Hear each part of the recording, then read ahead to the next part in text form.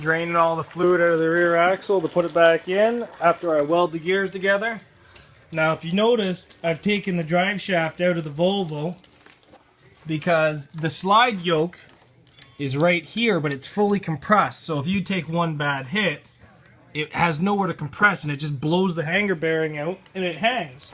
Now the rules in my area allow me to run a slider shaft. So what I've done is I've built a homemade slider shaft. Just out of an old PTO and some tubing. And it works great. If your rules do not allow you to run a slider shaft, you can reuse your stock drive shaft, just get it longer. By getting it longer, allow for the slip to be taken up in that end right there, and you can just run a one-piece drive shaft where the slip yoke actually works, because that's a lot of these problems with the Volvos, is the drive shafts blow out because there is no slide in the drive shaft at all.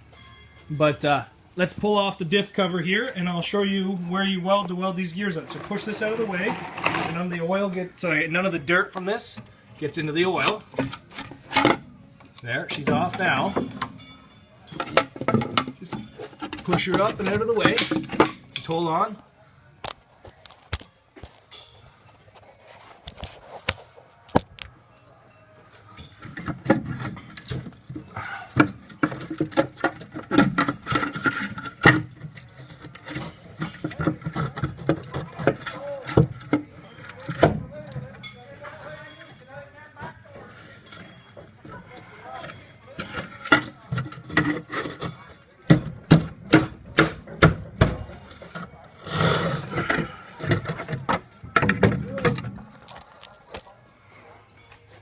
There you go. So what you're going to do is you're going to weld these teeth right here to the casing.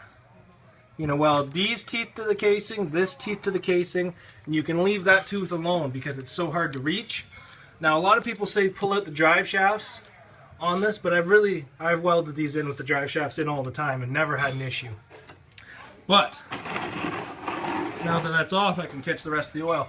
You want to drain most of the oil out of there and let it cool before you put the oil back in, because then that will harden it and make it crack and break. But I'll get all this welded up and the cover put back on for you guys here.